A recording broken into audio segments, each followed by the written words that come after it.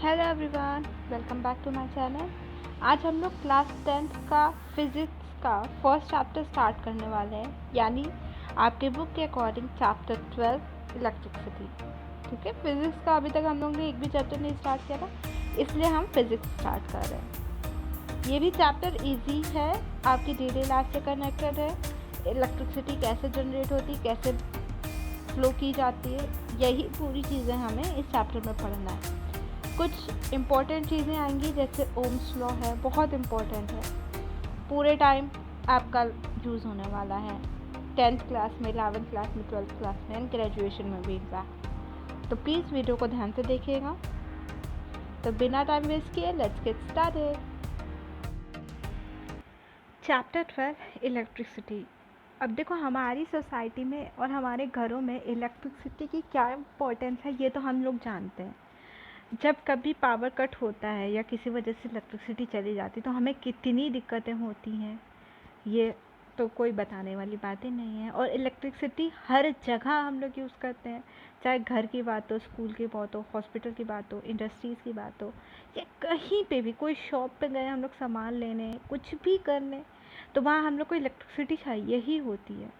तो ज़रा सोचो, व्हाट कंस्टिट्यूट इलेक्ट्रिसिटी, इलेक्ट्रिसिटी आखिर बनती कैसे है, how does it flow in a electric current, what are the factors that control or regulate the current through a electric circuit। अब इस पूरे चैप्टर में हम लोग इन्हीं सब क्वेश्चंस पे डिस्कस करेंगे। इलेक्ट्रिसिटी करंट क्या होता है, उसकी हीटिंग इफेक्ट क्या है और उसका एप्लीकेशन क्या है। ठीक है, फर्स्ट पॉइंट है हमारा electric current and circuit. We are familiar with air current and water current. Air current क्या होता है, वाटर करंट क्या होता है, ये सब हम लोग जानते हैं। We know that flowing water constitutes water current in river, and similarly in electric charge flow through a conductor। For example, जैसे एक मेटेलिक वायर है, उससे इलेक्ट्रिक करंट पास हो रहा है, उसी को हम लोग बोलते हैं कि इसमें से इलेक्ट्रिक करंट जा रहा है ना। इलेक्ट्रिक चार्ज अगर उसमें से कोई पास हो रहा है, हम लोग उसी को बोल देते हैं कि इलेक्ट्रिक करंट जा रहा है। जैसे एक टॉर्च है, we know that the cell provide flow of charge or a electric current through the torch to glow। अब अगर आप सेल नहीं लगाओगे तो आपका टॉर्च नहीं ग्लो करेगा, बट सिर्फ इतना पता है आपको, मतलब सेल लगाने से हमारा फ्लो बन जाता है चार्जेस का, तभी हमारा बल्ब फ्लो करता है। We have also seen that the torch give light only when it is switch on.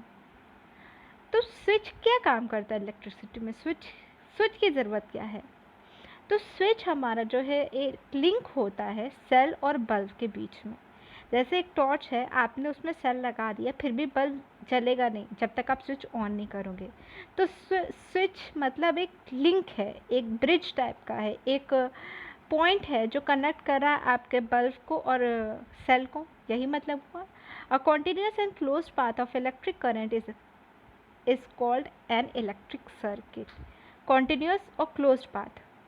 Now if the circuit is broken anywhere, अगर सर्किट टूट गया किसी भी तरीके से, तो करंट वहीं फ्लो करना बंद कर देगा और हमारा जो बल्ब है वो ग्लो करना बंद कर देगा। How do we express electric current, electric current is expressed by the amount of charge flowing through a particular area in a unit time. इसका मतलब it is a rate of flow of electric charge. Electric charge कितना और कैसे flow कर रहा है, यही है हमारा electric current. In circuit using metallic wire, electron constitute the flow of charges. However, electrons will not known at the time when the phenomena of electricity was first observed.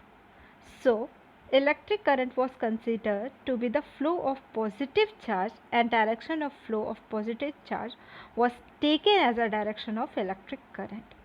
पहले तो हमें सब चीज़ें पता नहीं थी, धीरे धीरे एक्सपेरिमेंट से पता चली ना। तो पहले कुछ चार्ज होता है ये नहीं हमें पता था, तो हम लोग क्या मानते थे कि जो पॉजिटिव चार्जेस का फ्लो हो रहा है वही हमारा इलेक्ट्रिक करंट है, और जिस डायरेक्शन में फ्लो हो रहा है, जैसे वो लेफ़्ट से राइट जा रहा है, तो हमारा राइट साइड में ही इलेक्ट्रिक करंट भी जा रहा है, इसी को हम लोग बोल देते थे।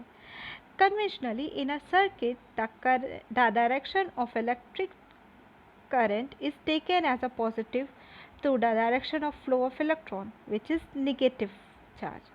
अब अगर हम लोग पॉजिटिव चार्ज के डायरेक्शन में करंट को बोल रहे हैं तो निगेटिव चार्ज के अपोजिट डायरेक्शन में करंट होगा, है ना। Negative opposite opposite opposite direction में चलेंगे ना। और निगेटिव चार्ज क्या होता है, इलेक्ट्रॉन्स होते हैं। If the net charge q flows across any cross section of a conductor in time t, then the current I through the cross section is I is equals to q upon t.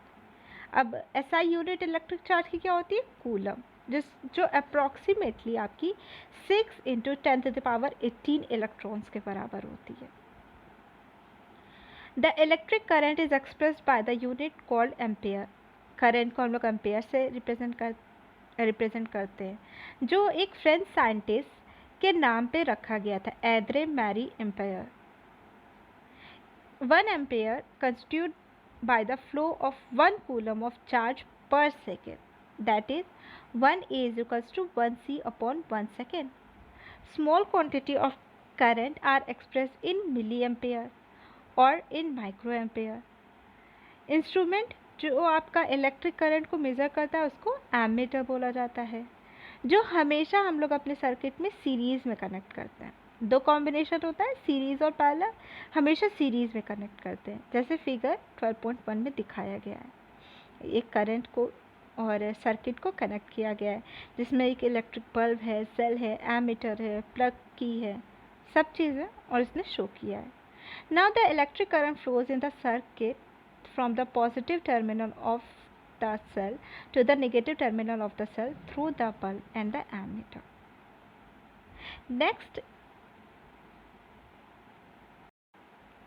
Next electric potential and potential difference. अब ये जो charge flow करता है वो कैसे flow करता है? Let us consider the analogy of flow of water.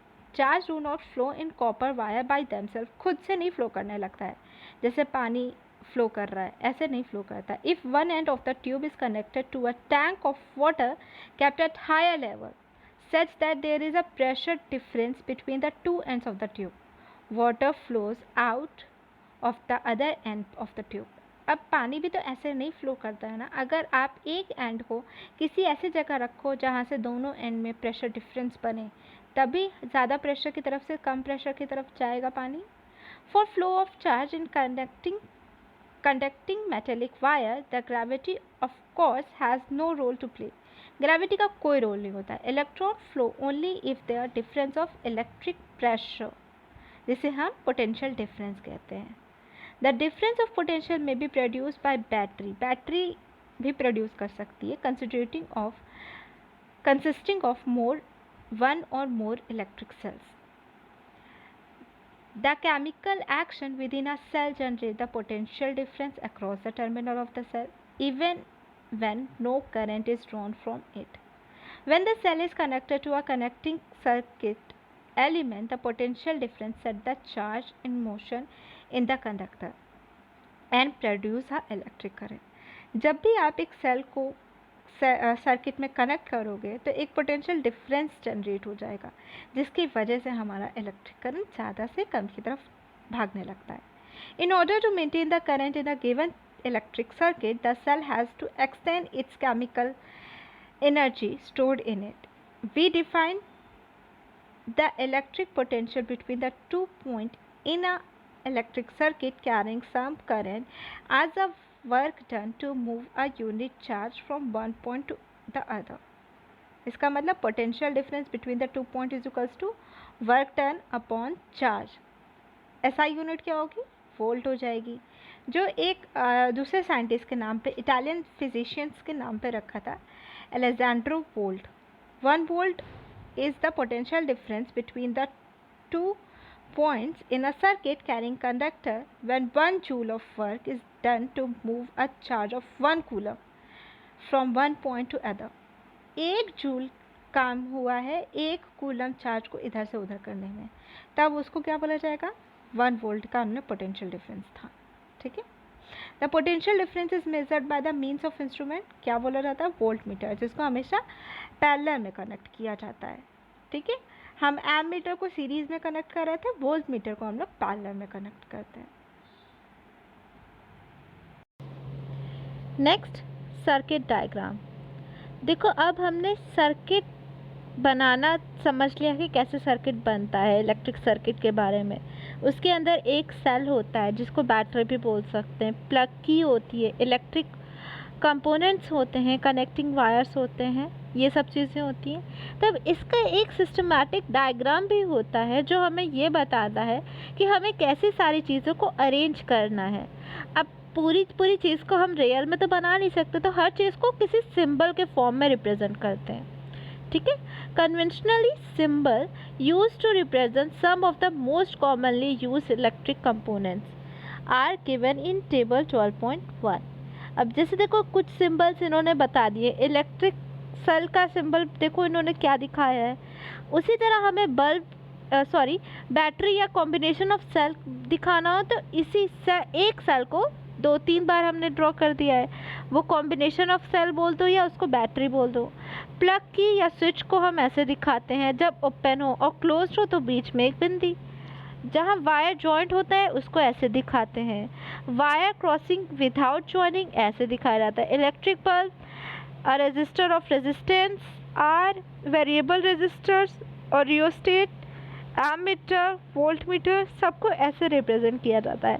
कोशिश करिएगा कि ये सारे सिंबल्स आपको याद रहें। मैक्सिमम बार इसको देखिएगा तो आपको याद खुद ब खुद हो जाएगा। अगला है हमारा ओम्स लॉ। अब देखो हमने पोटेंशियल डिफरेंस जाना कि पोटेंशियल डिफरेंस कुछ बनता है हमारा। अब पोटेंशियल डिफरेंस जो भी कंडक्टर के बीच में बन रहा है उसमें और करंट में क्या रिलेशन होता है, इसके लिए एक्टिविटी 12.1 दी गई है हमें। 12.1 में बोला है पहले एक सर्किट बना लीजिए 12.2 फिगर की तरह, constituting of a nichrome wire XY of length say 0.5 meter, एक एमीटर, वोल्ट मीटर और 4 सेल्स ऑफ 1.5 वोल्ट ईच। ऐसे हमें अरेंज कर देना है। First use only one cell as a source of circuit, note the reading in the ammeter for the current and reading for the voltmeter V for the potential difference across the nichrome wire XY in the circuit। उसको आप table form में represent कर दीजिए। इसके बाद 2 cell को करिए, फिर सारे करंट वारंट को नोट कर लीजिए, 3 सेल को करिए, इसी तरह आपको सारी चीज़ें करनी है, ठीक है। ये पूरी हमारी एक्टिविटी थी। इस एक्टिविटी में आपको अप्रॉक्सीमेटली ये पता चल जाएगा कि V/I की वैल्यू क्या आती है।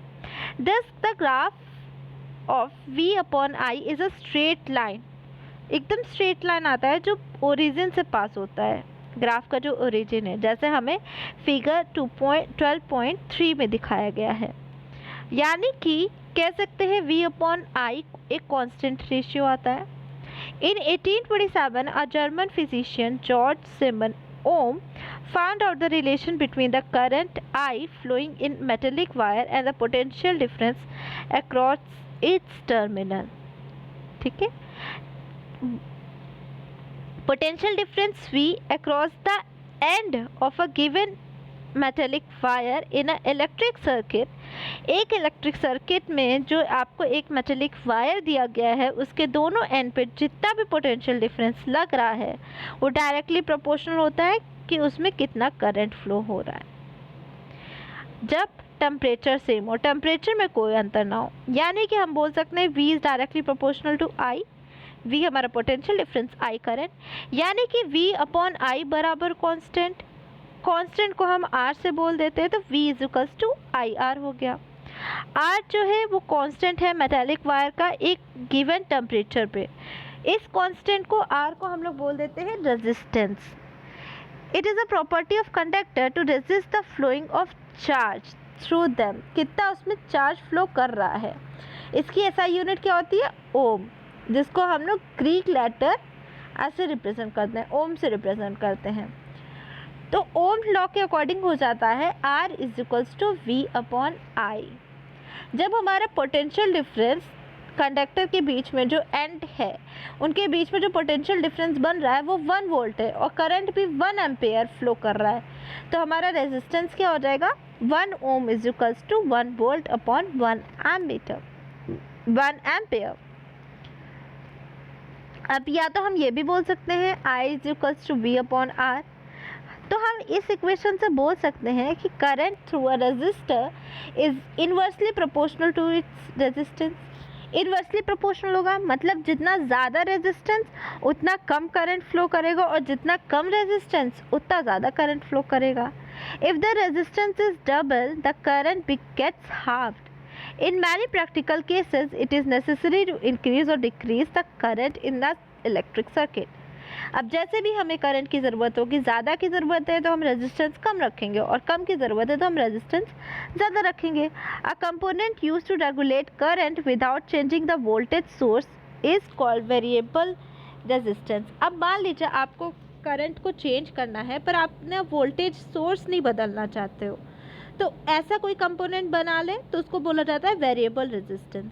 इलेक्ट्रिक सर्किट में एक डिवाइस होती है जिसको हम लोग रियोस्टेट बोलते हैं, वो भी हम लोग बहुत ज़्यादा यूज़ करते हैं to change the resistance of the circuit. जैसे रेजिस्टेंस बदलेगा वैसे ही आपका करंट बदल जाएगा। ठीक है, नेक्स्ट है एक्टिविटी 12.2।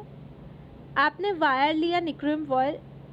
निक्रोम वायर ही हम लोग क्यों लेते हैं? क्योंकि एक बहुत अच्छा कंडक्टर होता है, बहुत अच्छा कंडक्टर होता है। एक टॉर्च बल्ब लिया, 10 volt bulb, an ammeter, a plug key and some connecting wires. अब आपने इसको कनेक्ट कर दिया जैसे 12.4 फिगर में दिखाया गया है। ड्राई सेल्स लिया, 4 ड्राई सेल्स जिनका 1.5 वोल्ट ईच, उसको सीरीज में कनेक्ट कर दिया। Complete the circuit by connecting the nichrome wire in the gap XY, plug the key, note down the ammeter reading, take out the key from the plug, replace the nichrome wire with the torch bulb in the circuit and find the current through it by measuring the reading of ammeter.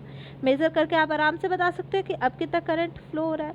इसके बाद आप फिर 10 volt bulb से change कर दो XY के बीच में, फिर आप एमीटर की रीडिंग नोट कर सकते हो। तो आप ये देखोगे कि जैसे जैसे आप चीज़ें बदल रहे हो, पहले आप वायर ले रहे हो, फिर टॉर्च बल्ब लिया, फिर बल्ब लिया, तो जैसे जैसे आप चीज़ें बदल रहे हो वैसे वैसे आपकी एमीटर की रीडिंग भी बदलती चली जा रही है। इस एक्टिविटी में हमने ऑब्जर्व किया कि जैसे जैसे हमने डिफरेंट कंपोनेंट्स लिए ऐसे ही हमारे डिफरेंट रीडिंग्स आती जा रही है। इसका मतलब क्या है? Why do they differ? क्यों डिफ़र कर रहा है? कुछ ऐसे कंपोनेंट हैं जो इजी पाथ देते हैं करंट को फ्लो करने के लिए, और कुछ ऐसे हैं जो बहुत इतना इजी नहीं देते हैं। We know that the motion of the electron in an electric circuit constitute an electric current. The electron, however, are not completely free to move within the conductor. They are restrained by the attraction of atom among which they move. उसके बीच में कोई attraction होता है तभी वो थोड़ा बहुत move करते हैं, इतना ज़्यादा मूव फ्रीली नहीं मूव कर सकते हैं। Thus motion of electron through a conductor is restrained by its resistance. A component of a given size that offer a low resistance, जो बहुत कम रेजिस्टेंस हो जिस भी चीज़ का, उसको बोला जाएगा गुड कंडक्टर है, क्योंकि उसमें से ज़्यादा इलेक्ट्रिसिटी फ्लो होगी ना। और जिसमें रेजिस्टेंस ज़्यादा हो उसको रेजिस्टर बोला जाता है, और उसको पुअर कंडक्टर भी बोल दिया जाता है। ठीक है। A insulator of a same size offering even different resistance. एक इंसुलेटर होता है जिसका साइज डिफरेंट होता है तो वो डिफरेंट रेजिस्टेंस प्रोवाइड कर सकता है। Next, factor on which the resistance of the conductor depends. ऐसे कौन से फैक्टर हैं? Ammeter reading decrease. ये जो एक्टिविटी 12.3 है, ये पूरी एक्टिविटी आप अपने आप रीड कर सकते हो, और प्रैक्टिकली पॉसिबल नहीं है, इसको आप इतना ज़्यादा इमेजिन भी नहीं कर सकते हो, इसलिए मैं ये एक्टिविटी नहीं रीड कर रही हूँ, सीधे हम लोग कंक्लूजन पे आ रहे हैं। It is observe that the ammeter reading decrease on 1/2 when the length of the wire is double. जब हमने वायर की लेंथ को डबल कर दिया तो हमने एमीटर की रीडिंग जो है वो एकदम हाफ हो गई। एमीटर की रीडिंग बढ़ गई जब हमने वायर की थिकनेस बढ़ा दी, and same length is used in the circuit. A change in ammeter reading is to observe when the wire of different particles of the same length and the same area of cross section is used. तो हमने Ohm's law को apply किया तो हमने observe किया that resistance of the conductor depend upon किस किस चीज़ पे, लेंथ पे और क्रॉस सेक्शनल एरिया पे, और कौन सा नेचर का हम लोग मटेरियल यूज़ कर रहे हैं, ये 3 चीज़ पे हमारा डिपेंड कर रहा है. Precise measurements have shown the resistance of uniform metallic conductor is different directly proportional to its length and inversely proportional to area of cross section. यानी कि R directly proportional L या फिर R directly proportional of 1 by A, जहाँ पे A हमारा cross sectional हो जाएगा. अब क्या बोल सकते हैं, R directly proportional to L upon A. अब हमने डायरेक्टली प्रोपोर्शनल का साइन हटाना है तो एक कांस्टेंट लगाना पड़ेगा, हमने रो लगा दिया. ये जो रो होता है वो हमारा कांस्टेंट ऑफ प्रोपोर्शनैलिटी होता है, जिसको हम लोग इलेक्ट्रिकल रेजिस्टिविटी भी बोल देते हैं. इसकी SI यूनिट होती है ohm metre. It is a characteristics property of the material. The metallic and alloy are very low resistivity in the range of 10 की पावर -8 ओम to 10 की पावर -6 ओम मीटर.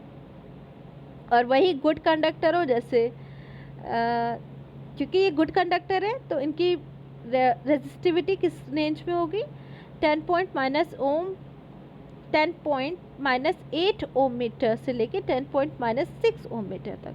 और इंसुलेटर की लगभग 10 की पावर 12 टू 10 की power 17 ओम metre. Table 12.2 हमें ये दिखाती है कि जो रेजिस्टिविटी ऑफ अलॉय है is generally higher than the its constituent material. Alloy do not oxidise readily at a high temperature. For this reason they are commonly used as a electrical heating device, जैसे कि electric iron, toaster, इन सब में use किया जाता है. Tungsten जो है उससे हम लोग अपने बल्ब का फिलामेंट बनाते हैं, जबकि कॉपर और एल्युमिनियम से हम लोग अपने इलेक्ट्रिक वायर्स में हम लोग यूज़ करते हैं. तो ये सारी चीज़ें डिपेंड करती है कि किसकी रेजिस्टिविटी कैसी है, किसी की ज़्यादा होती है, किसी की कम होती है. उन्हीं सब चीज़ों पे ये डिपेंड कर जाती है हमारी. Resistance of a system of resistor. अब देखो, रेजिस्टर को भी हम सिस्टम में किसी तरीके से कनेक्ट कर सकते हैं. अब किसी भी तरीके से तो आप नहीं कनेक्ट कर सकते हो, हर काम को करने का एक वे होता है, वही इसमें हमें पढ़ना है. अभी तक हम लोग ने सिंपल इलेक्ट्रिक सर्किट के बारे में पढ़ लिया था.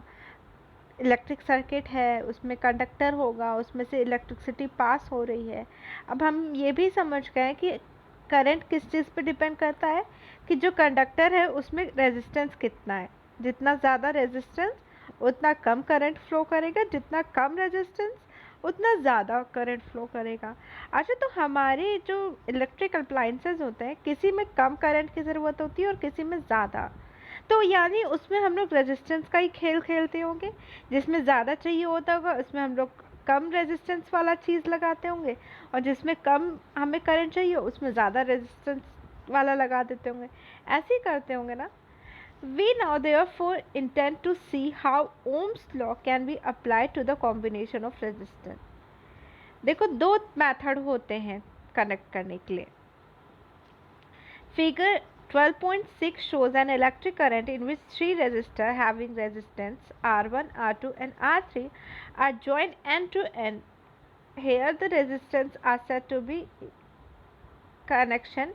Connected in series. अब देखो, एंड टू एंड जोड़ दिया गया है पहले फिगर में, एक के बाद दूसरा, दूसरे के बाद तीसरा. तो मतलब इसको सीरीज कॉम्बिनेशन कहा जाता है कि दोनों सीरीज में कनेक्ट हो गए हैं.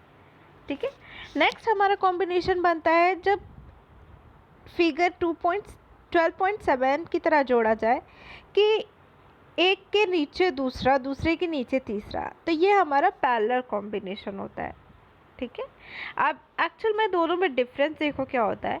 इस सीरीज कॉम्बिनेशन में जब करंट जाएगा तो सारा करंट एक, मतलब जितना पहले रेजिस्टेंस में करंट होगा उतना ही दूसरे में जाएगा, उतना ही तीसरे में जाएगा.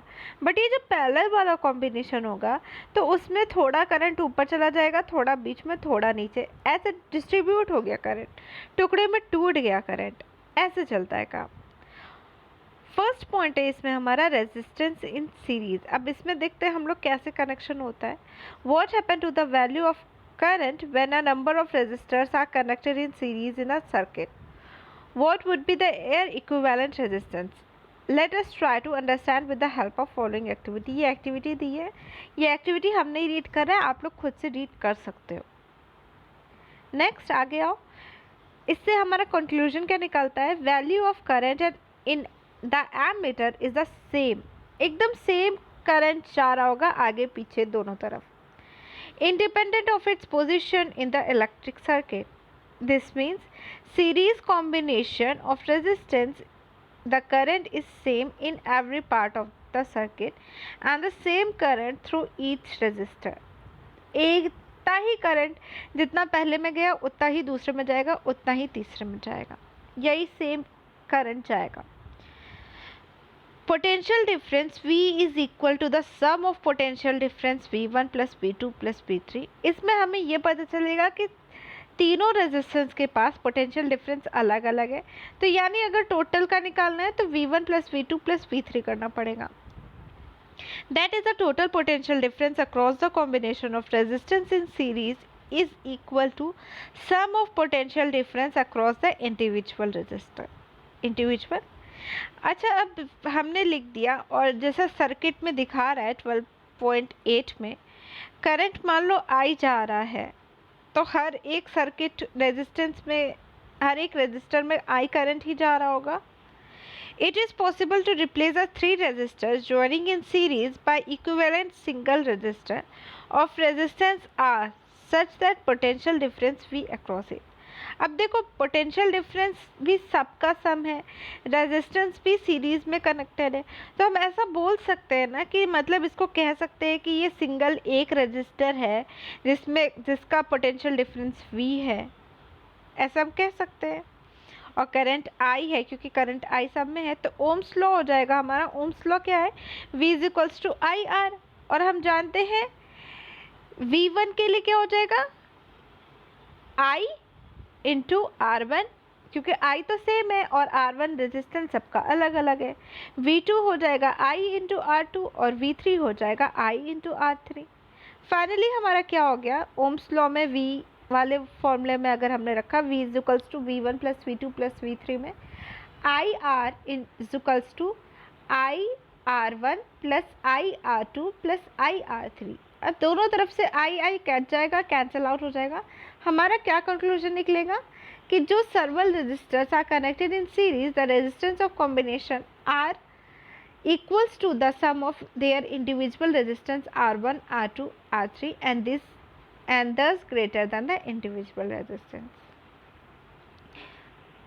नेक्स्ट, अब यही पूरी चीज़ हम पैरेलल कॉम्बिनेशन में रेजिस्टर्स को कनेक्ट करके कर दें तो क्या होगा, तो देखो करंट ऑन द होल सम हो जाएगा, जितना 1 में करंट गया उतना ही, मतलब कुछ पार्ट 2 में गया, कुछ पार्ट 3 में गया, और टोटल निकला कहाँ से था, टोटल करंट I निकला था, तो हम बोल सकते हैं I is equals to I1 plus I2 plus I3। ठीक है, अब हमें एक और ओम्स लॉ के अकॉर्डिंग ही हमें पता है V is equals to IR होता है, R को उस तरफ भेज दो तो हो जाएगा I is equals to V upon R। अब क्योंकि सारे रेजिस्टेंस अलग अलग है, R1, R2, R3 है, तो हमारा यहाँ पे भी उसी तरह हो जाएगा I1 is equals to V upon R1, I2 is equals to V upon R2, I3 is equals to V upon R3। फॉर्मूले में रख दिया, V कट गया हमारा, तो फाइनली क्या हो गया, 1 upon R is equals to 1 upon R1 plus 1 upon R2 plus 1 upon R3। तो ये हमारा बताता है reciprocal of equivalent resistance of the group of resistance joined in parallel is equals to sum of reciprocal of individual resistance। जितना individual में है उसका उल्टा उतना ही बराबर होगा उल्टा ऑफ होल वाले का। पैरेलल में कॉम्बिनेशन है तो ऐसे बनेगा हमारा फॉर्मूला, और सीरीज में है तो उस तरह बनेगा। We have seen that in case of circuit the current is constant throughout the electric circuit. Thus, it is obviously impractical to connect an electric bulb and an electric heater in series। अब दोनों को हम series में नहीं connect कर सकते, बिल्कुल भी नहीं, because they need current of widely different values to operate properly। क्योंकि दोनों का डिफरेंट करंट चाहिए ना, किसी को ज़्यादा चाहिए, किसी को कम चाहिए, तो जितना जिसको चाहिए अगर हम सीरीज में कनेक्ट कर देंगे तो सब में उतना ही चला जाएगा, तो गड़बड़ हो जाएगा।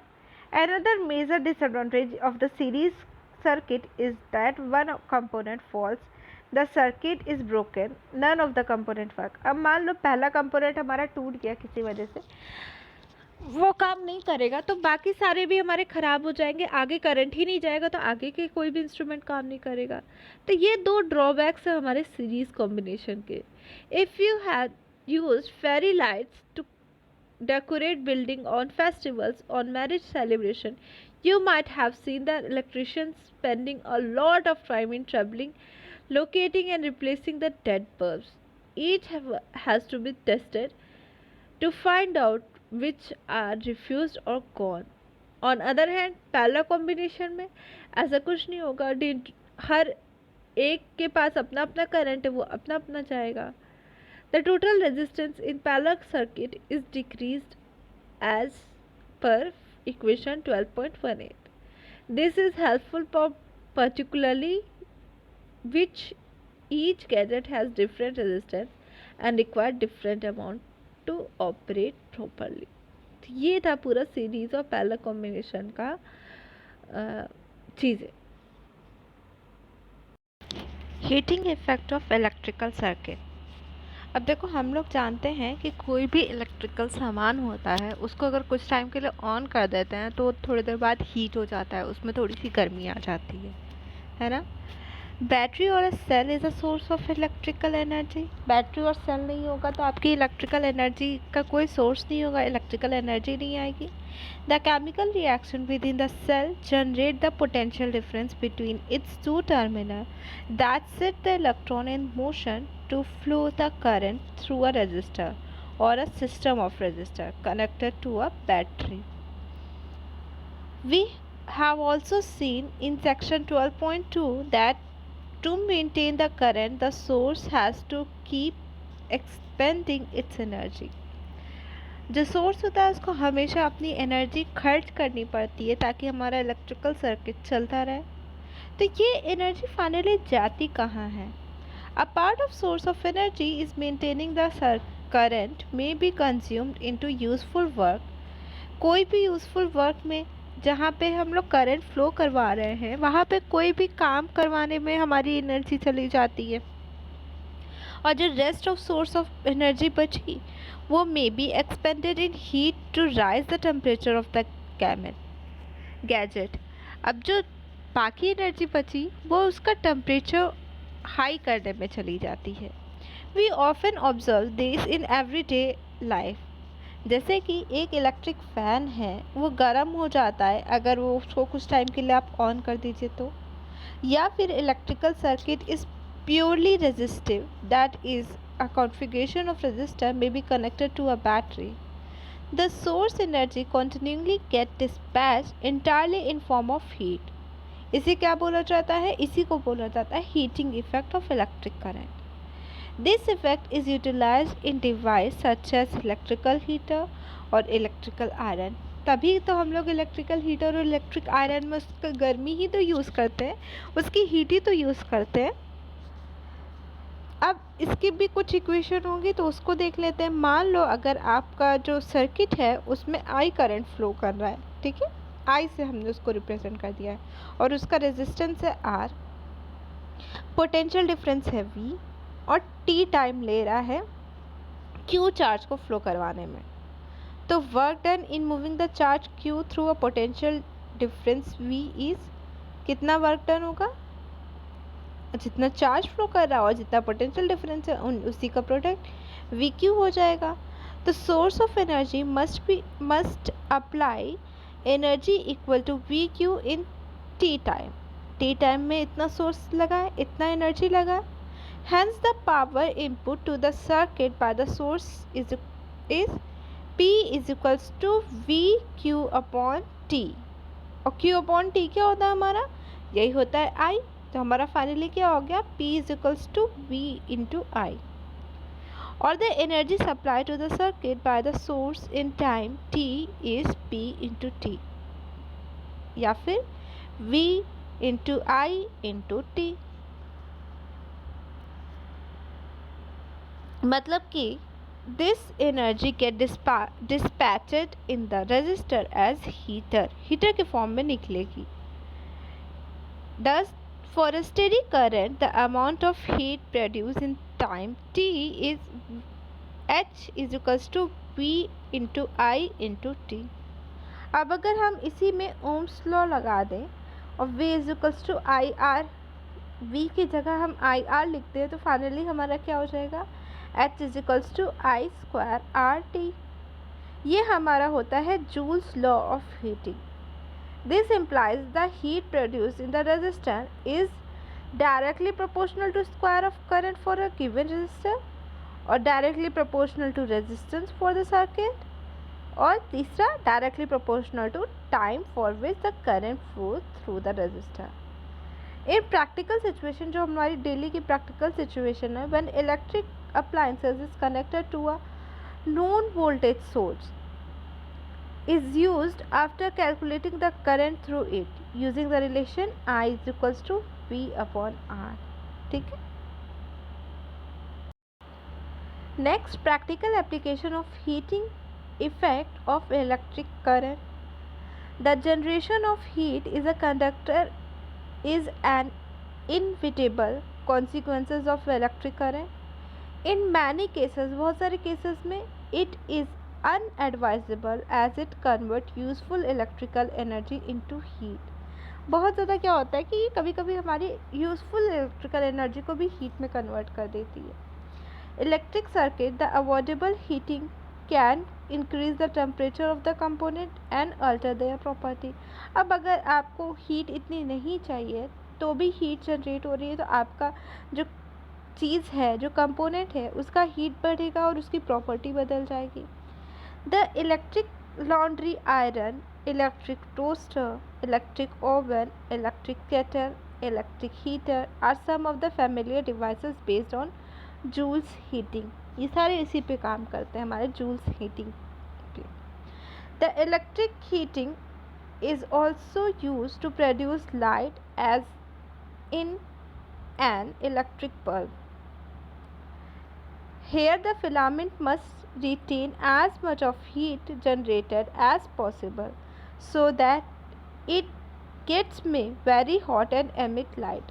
अब यही पूरी चीज़ हम लोग बल्ब में भी यूज़ करते हैं, लाइट को पाने के लिए भी हम लोग यूज़ करते हैं। जो फिलामेंट होता है बल्ब का वो गर्म होता है और इतना गर्म होता है कि उसमें से लाइट निकलने लगती है। It must not melt at such high temperature, but एक इम्पॉर्टेंट चीज़ है कि ऐसा फिलामेंट बनाना चाहिए कि वो ऐसा नहीं हो पिघल जाए। A strong metal with high melting point such as tungsten is used for making bulb filament. अधिकतर टंगस्टन का ही बनता है क्योंकि उसका मेल्टिंग पॉइंट बहुत हाई होता है, बहुत ज़्यादा टेम्परेचर को झेल लेता है और वो पिघलता नहीं है। देखो जैसे इसमें दिया है 3380 डिग्री सेल्सियस तक वो टेम्परेचर झेल लेता है, मतलब इसके बाद वो पिघलेगा, इससे तक वो पिघलता नहीं है। The filament must be thermally isolated as much as possible using insulating support etc. The bulbs are usually filled with chemical inactive nitrogen and argon gas to prolong the life of filament. Most of the power consumed by filament appears as hot, but a small part of it is in form of light radiated. अब joule heating का एक और बहुत common example है fuse used in electrical circuit, जो fuse use किया जाता है। It protect circuit and application by stopping the flow of any unduly high electric current. अब फ्यूज़ क्या करता है, अगर मान लीजिए आप का इलेक्ट्रिक सर्किट चल रहा है, उसमें करंट फ्लो हो रहा है और किसी भी वजह से बहुत ज़्यादा हाई करंट आ गया तो ये फ्यूज़ उसको स्टॉप करता है। Fuse is placed in series with the device. It consist of a piece of wire made up of a metal और a alloy of appropriate melting point. अब इसमें कैसे बनाया जाता है कि इसमें एक तार लगाया जाता है या फिर एलॉय मेटल का तार या फिर एलॉय का तार लगाया जाता है जिसका एक अप्रोप्रिएट मेल्टिंग पॉइंट होता है। अब जैसे मान लीजिए आपने एल्युमिनियम, कॉपर, आयरन इनमें से किसी का तार लगा दिया और बहुत ज़्यादा करंट आ गया तो वो बहुत जल्दी गर्म हो जाएगा और वो पिघल जाएगा और आपका सर्किट टूट जाएगा। इस तरह आपके घर के अंदर आपके अप्लाइंसेस के अंदर बहुत ज़्यादा करंट नहीं आ पाता है जिससे किसी का नुकसान हो पाए या आप छुओ तो आपको करंट लग जाए। ऐसा होने से ये फ्यूज़ हमें बचाता है। जब भी फ्यूज़ चला गया, फ्यूज़ उड़ जाता है, कहा जाता है ना, बहुत कॉमनली यूज़ किया जाता है, फ्यूज़ उड़ गया, उसका मतलब है कि वहाँ पे बहुत ज़्यादा करंट आया होगा जिसकी वजह से वो मेटल की तार हमारी पिघल गई और सर्किट टूट गया और करंट अंदर नहीं आ पाया। If a current larger than specified value flows through the circuit, the temperature of fuse wire increase. This melt the fuse wire and break the circuit. Break हो जाता है.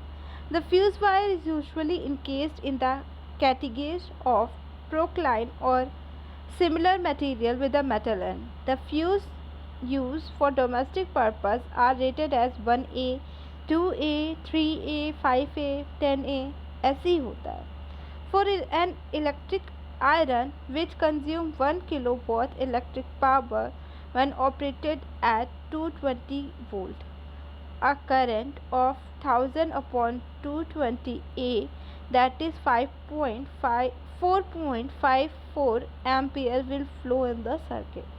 In this case, a 5 ampere fuse must be used. अब देखो हमको ज़रूरत कितनी है, हमारे में कितना करंट फ्लो कर रहा है, 4.54 एम्पेयर। तो मतलब अब हमने 5 एम्पेयर का फ्यूज़ फिट कर दिया।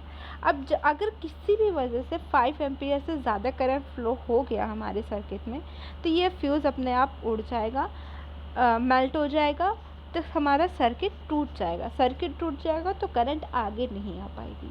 ठीक है, ऐसे हमारा काम करता है fuse. Next, electric power. You must have studied in earlier class that rate of doing work is power. जितना काम कर पा रहे हो वही पावर कहलाता है।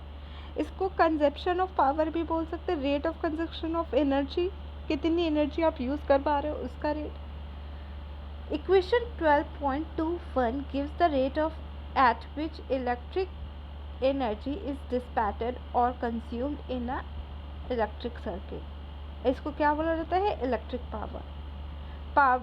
Power P is given by P is equals to V into I, या फिर P is equals to I square R, या फिर V स्क्वायर अपॉन R। ये सब हम पावर का फॉर्मूला बोल सकते हैं। आप किसी का भी कोई भी फॉर्मूला यूज़ करके आप आराम से पावर निकाल सकते हो। अब 3 फॉर्मूले इसके अपने आप आ जाते हैं। देखो, एक फॉर्मूला होता है P is equals to V into I.